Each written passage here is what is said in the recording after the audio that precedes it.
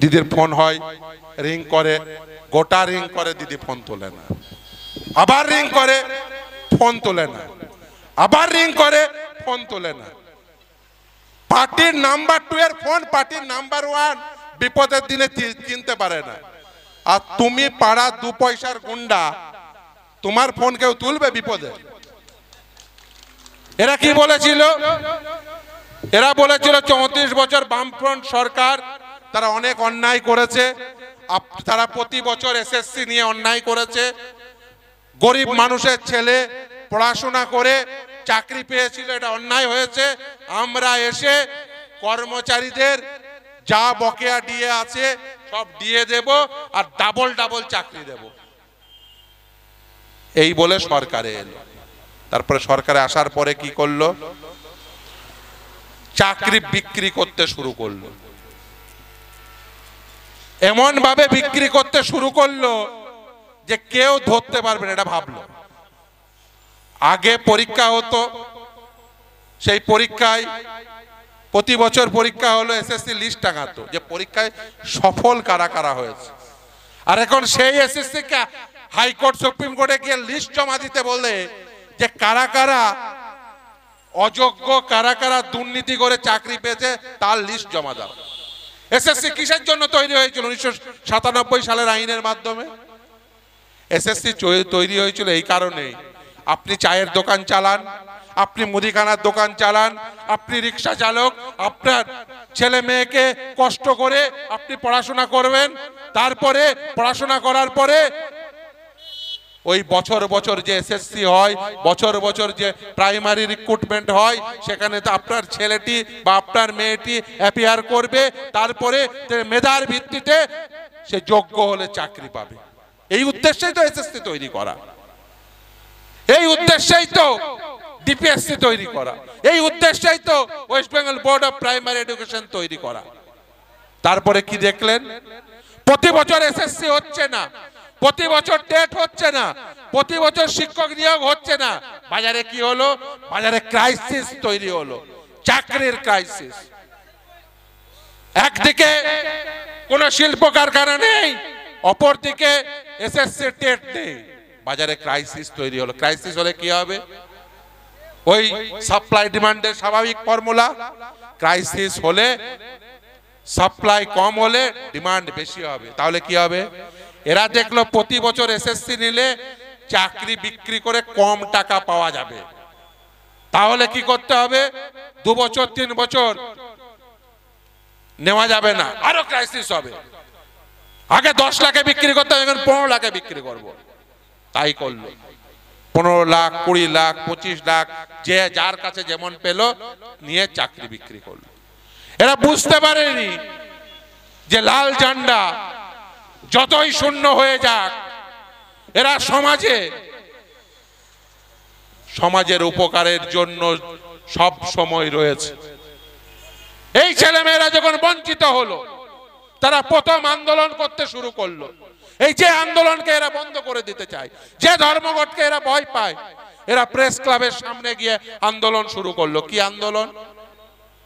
যে তুমি অঙ্কিতা অধিকারীর বাবা এই পরেশ অধিকারীকে দলে ঢোকালে, আর তার মেয়েকে আমরা যোগ্য হওয়া সত্ত্বেও আমাদের র্যাঙ্ক নিচে, ও ইন্টারভিউ না দিয়ে তাকে লিস্টের 1 নম্বরে তুলে দিলে।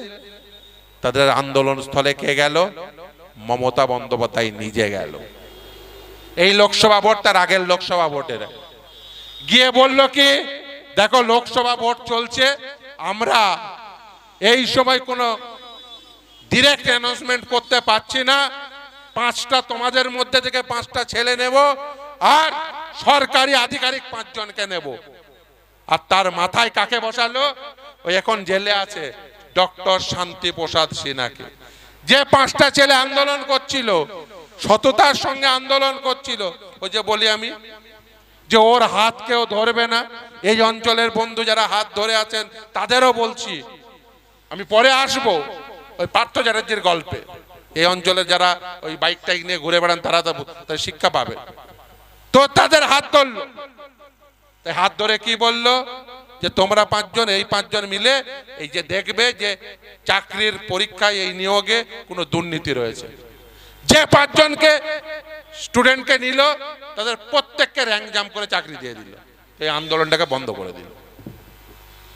এবার ওখানে তো সবাই মেনে নেবে না, সে তারপরে আমাদের কাছে এলো, তারা জানে কোথায় যেতে হবে, তারা জানে কারা সমাজের প্রতি দায়বদ্ধ, তারা এলো, তারা বলল দেখুন আমার র্যাঙ্ক এত, আমার পরের থাকা ব্যক্তি যার হাত মমতা ব্যানার্জি এসে ধরলো তাকে অন্যায় করে একে তো অঙ্কিতা অধিকারীর চাকরি দিয়েছিল, আবার আমার বন্ধু যে আমার পাশে বসে আন্দোলন করছিল ও হাত ধরলো, হাত ধরে তাকেও চোর বানালো, কারণ চোর তো চোরই বানাবে, দিয়ে তাদেরও র্যাঙ্ক জাম্প করে চাকরি করিয়ে দিল। আজকে সুপ্রিম কোর্ট বলেছে যারা অন্যায় করে চাকরি নিয়েছে তাদের প্রত্যেককে মাইনের টাকা ফেরত দিতে হবে। তাহলে বুঝুন বন্ধু, মমতা ব্যানার্জির হাত যে ধরবেন তাকে কি হতে হবে? চোর বলে প্রতিপন্ন হতে হবে, আর ওর মাইনে হিসাবে যা পাবেন তা টাকা ফেরত দিতে হবে। এবার আসি পার্থ চ্যাটার্জির গল্প। এখন উনি বলছেন আমি কিচ্ছু জানি না। ও এই লোকসভা ভোট তার আগের লোকসভা ভোটের আগের সব গল্প ভুলে গেছেন, ভুলে মেরে দিয়েছেন, আমরা ভুলতে দেব না। যেদিন পার্থ চ্যাটার্জির বাড়িতে আমি দেখলাম, আমরা এর আগে দেখবেন নারদা সারদার মামলা করেছি, আমরাই করেছি মামলা। তো আমার সিনিয়র যখন নারদা সারদার মামলা করে দেখবেন এখন প্রতিদিন সন্ধ্যাবেলায় ওই একজন বসে, ওই কুণাল ঘোষ, প্রতিদিন সন্ধ্যাবেলায় বসে বসে এখন ভাট বকে। তো সে ওই যে সারদার বিশেষ বেনিফিশিয়ারি মমতা ব্যানার্জি বলেছিল কি বলেনি? বলেছিল তো। তো আমরা যখন এই সিবিআই করলাম, আমরা কি জানি না যে সিবিআই, আমরা নিশ্চিতভাবেই জানি যে সিবিআই এমন একটি এজেন্সি যে এজেন্সিকে কাজে লাগিয়ে আসলে রাজনৈতিক ফায়দা লুটে। তা সেই জন্য আমরা যখন সারদা নারদা থেকে শিক্ষা নিয়ে আমরা এই শিক্ষা দুর্নীতির মামলায়, কারণ আমরা জানি যে কলকাতা পুলিশ বা রাজ্য পুলিশকে দিয়ে এই তদন্ত করলে কোনোদিন পার্থ চ্যাটার্জিরা গ্রেপ্তার হবে না। সবটা হয়তো করা যাবে না আদালতের দিন, কিন্তু অনেকটা তো করা যাবে। তাই আমরা এই শিক্ষক নিয়োগ দুর্নীতিতে কোর্ট মনিটর তদন্ত চাইলাম। ওরা পড়লো ফ্যাসাদে, যেই ফ্যাসাদে পড়লো এই সিবিআই, যেই কোর্ট মনিটর তদন্ত হলো, কোর্টের গুতো খাচ্ছে প্রতিদিন, এই সিবিআই উদ্ধার করলো ওএম আসছে। এই কোর্টের গুতোতে পার্থ চ্যাটার্জির বান্ধবীর বাড়ির খাটের তলা থেকে 51 কোটি 52 কোটি সব উদ্ধার হতে শুরু করলো। এই যে তৃণমূলের নাম্বার 2 ছিল পার্থ চ্যাটার্জি, এলাকার অনেক তৃণমূল নেতা আছেন, বড় মাতব্বর, একটু গল্পটা শুনে যান। এই পার্থ চ্যাটার্জি যেদিন গ্রেপ্তার হচ্ছে, পার্থ চ্যাটার্জির বাড়িতে যেদিন কেন্দ্রীয় এজেন্সি গেছে, সিবিআই, ইডি, আপনারা সব গল্পই জানেন। তো পার্থ চ্যাটার্জি তার ফোন লাগিয়েছে, যখন দেখবেন কাউকে গ্রেপ্তার করে তখন ওই বলে যে তোমার নিয়ারেস্ট কাউকে যদি চাও সেই ইনফরমেশন জানাবে। কেউ উকিলকে ফোন লাগায়, কেউ দাদা কাকা মামা দিদি যা যে আছে তাকে ফোন লাগায়। তা ওকে বলেছে ফোন লাগাও, তা ওর ফোনে সেভ করা আছে দিদি বলে, ফোন লাগিয়েছে, রিং করছে, টোক টোক টোক করে টিপেছে, তো রিং করছে। তো যে অফিসার ছিল সে জিজ্ঞাসা করেছে, সে ভেবেছে হয়তো দিদি মানে তার পার্থর দিদি লন্ডনে বা আমেরিকায় আছে বা অন্য কোথাও আছে। দিদির ফোন হয়, রিং করে, গোটা রিং করে, দিদি ফোন তোলে না, আবার রিং করে, ফোন তোলে না, আবার রিং করে, ফোন তোলে না। পার্টির নাম্বার 2 এর ফোন পার্টির নাম্বার 1 বিপদের দিনে চিনতে পারে না। আর তুমি পাড়া 2 পয়সার গুন্ডা, তোমার ফোন কেউ তুলবে বিপদে?